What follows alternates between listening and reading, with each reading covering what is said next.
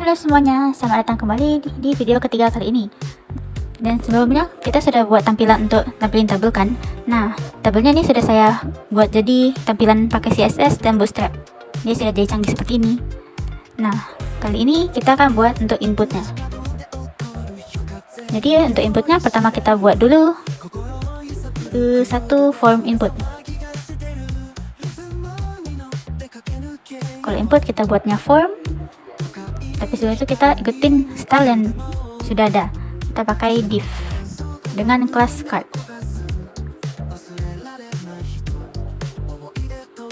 Kita copy saja.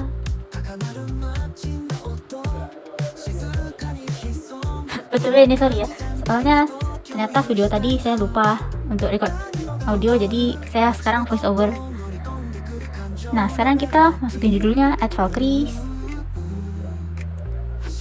dan form inputnya.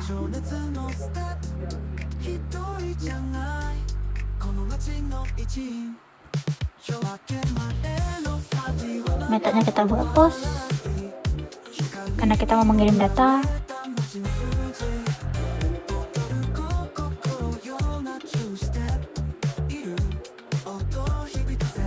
Setelah itu mari kita input masing-masing form untuk data-data. Oke, sudah seperti ini. Semuanya sudah saya kasih inputnya dan name-nya untuk masing-masing. Dan di sini ada action new Valkyrie. Itu berarti nanti kita akan buat public function-nya. Tapi sebelum itu kita buat add CSRF. Nah, jadi guna CSRF ini untuk memastikan dia hanya bisa diinput dari file yang kita kirim saja. Karena bisa saja orang buat input sendiri dan ngirim pakai root yang kita buat. Jadi ini untuk memastikan keamanannya saja.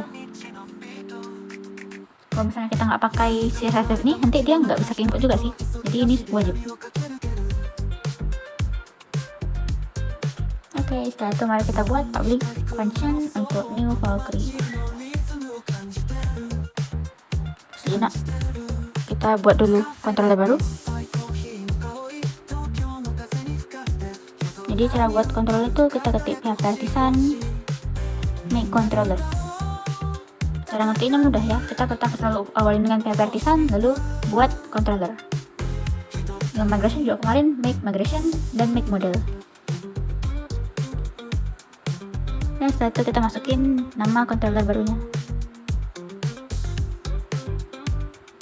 Valkyrie controller, dan tinggal enter aja. Sudah, dia akan muncul di app http controller. Nah, sudah ada Valkyrie controller. Sekarang di sini kita akan buat public function untuk inputnya. Karena kita mau input ya, jadi saya buat public functionnya input. Ini sebenarnya namanya buat terserah. Yang penting kita tahu sendiri. Dan karena kita mau ambil data dari hasil input, kita request. Kita kasih nama variable requestnya jadi request saja.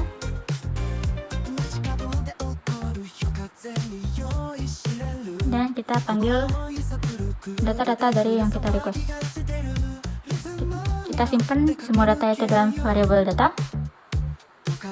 Lalu kita masukin, oh ya, kita validasi dulu.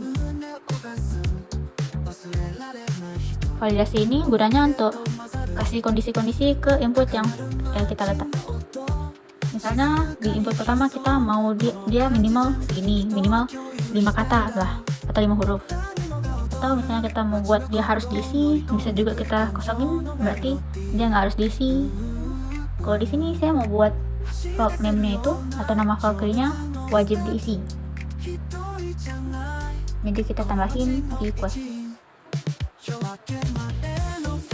Aja. Nah, lalu kalau misalnya kita mau tambahin kondisi, kita tinggal kasih di bracket array dan kasih koma. Kita bisa set aturan juga, kayak misalnya di dalam database itu dia harus unik, jadi tidak boleh ada nama yang sama. Caranya kita buat rule unique dan masukin nama tabel kita di database sama kolom yang uniknya itu.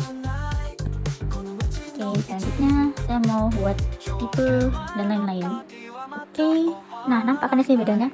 di tipe dan lain-lain saya hanya kasih required aja, dan itu tidak pakai bracket yang kotak-kotak. Itu karena saya hanya mau kasih satu kondisi saja. Kalau file name kan ada banyak kondisi tuh, jadi kita pakai bracket. Nah, jangan lupa rule-nya ini kita import dulu. Import first, pilih yang validation. Oke. Setelah itu, ayo kita masukin ke database. Caranya kita panggil model kita. Di model ini udah ada kolom-kolomnya ya, jadi kita langsung create saja untuk masukin data dari string data ke kolom-kolom yang ada di model.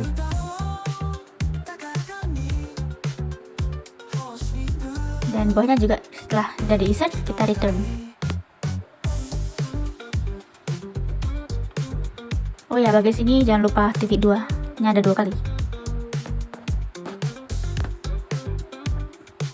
Oke, setelah itu kita masukin ke rootnya. Karena ini mau post, jadi kita kasih post juga. Ini akan post ke database. Yang pertama ini kita panggil link dari yang sudah kita buat di form actionnya itu. Karena di action itu dia panggilnya di root nanti. Setelah itu, nah link ini manggil fungsi dari mana? Kita masukin nama controller kita. Controllernya itu nama class, dan kita masukin functionnya. Nama functionnya tadi kan kita buatnya itu input, jadi kita masukin juga di situ input.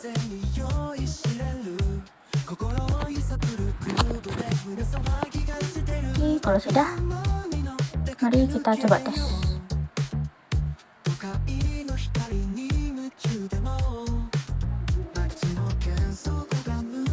Kita coba masukin, astaga, tertekan input. Nah, ini kan nggak masuk tuh, itu karena kita buat tadi semuanya ini required. Jadi kalau misalnya semuanya ada yang kosong, dia tidak aksinya tidak terjadi juga. Jadi sekarang kita coba insert semuanya. Oke, kita coba save. Oke, sudah muncul ya, ada Kina Kastana. Oke, sekian dari untuk video saya kali ini. Selanjutnya akan saya jelasin tentang edit dan delete di video yang keempat. Baiklah, bye.